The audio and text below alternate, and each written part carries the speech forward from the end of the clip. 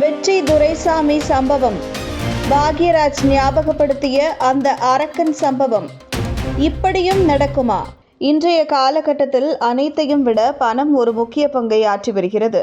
பணம் இருந்தால் பத்தும் செய்யும் என்ற அடைமொழிக்கேற்ப எல்லோரும் பணத்தை நோக்கி ஓடிக்கொண்டிருக்கின்றனர்.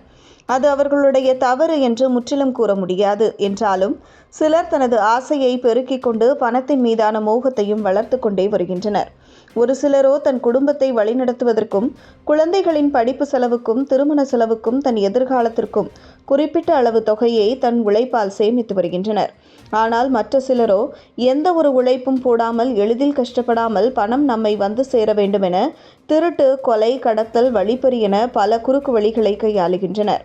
அது மட்டுமின்றி நவீன உலகத்தில் திருட்டும் நவீனமாகி வருகிறது. ஏனென்றால் இன்றைய மக்கள் தங்களது கையில் ரொக்கமாக பணத்தை வைத்திருப்பதை விட டிஜிட்டல் உலகத்தில்தான் வாழ்ந்து கொண்டிருக்கிறார்கள் என்பதை புரிந்து கொண்ட பல விஞ்ஞான திருடர்கள் விஞ்ஞானத்தின் மூலம் எப்படி தேடுவது என்பதையும் கற்றுக்கொண்டு அதன் மூலமாகவும் பலரின் வங்கி கணக்குகளை முடக்கி திருட்டுகளில் ஈடுபடுகின்றனர்.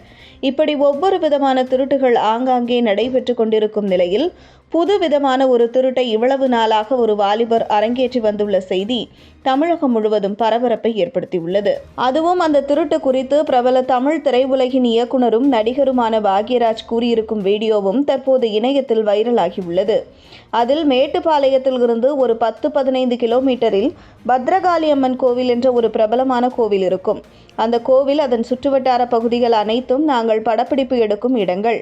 அந்த பகுதியில் அம்பராம்பாளையம் ஆறு என்று நீலகிரி மேலிருந்து வரக்கூடிய ஒரு ஆறு ஓடிக்கொண்டிருக்கிறது. இந்த ஆத்தோரத்தில் பல வாலிபர்கள் சுற்றுலா வருவார்கள். படப்பிடிப்புக்கு வருபவர்கள், கோவிலுக்கு வருபவர்கள் என அனைவரும் அந்த ஆற்றில் இறங்கி நீச்சல் அடிப்பார்கள். அப்படி நீச்சல் அடிக்கும் பொழுது திடீரென்று சிலர் காணாமல் போய்விடுவார்கள்.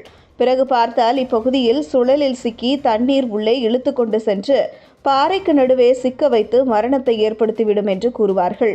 அப்படி சுழலில் சிக்கி அந்த ஆற்றில் இறந்தவர்களை மீட்க உள்நீச்சல் அடிக்கும் வாலிபர் ஒருவர் வந்து அந்த உடலை மீட்டு கொடுப்பாராம்.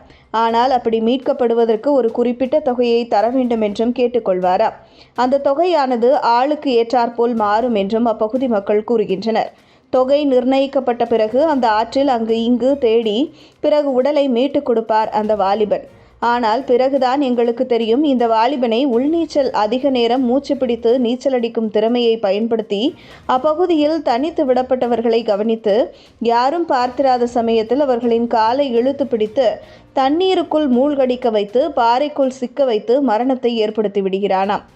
எப்படி என்று பாருங்கள். ஒருவருக்கு மரணத்தை ஏற்படுத்தி கொடுத்துவிட்டு இறந்த உடலை எடுத்து தருவது போன்று இவன் ஒரு தொகையை நிர்ணயித்து இப்படி ஒரு திருட்டில் ஈடுபட்டு வந்து கொண்டிருக்கிறார். முன்பு இது அதிகமாக நடக்கப்பட்டது. ஆனால் தற்பொழுது ஆங்காங்கே அறிவிப்பு பலகைகள் வைக்கப்பட்டுள்ளது.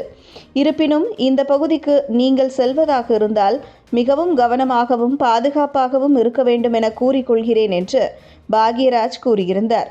இதற்கு பல நெட்டிசன்களும் ஆம், இது உண்மைதான், இப்படி நடந்து கொண்டிருக்கிறது என்ற பதிவுகளை இணையத்தில் பதிவிடுகின்றனர்.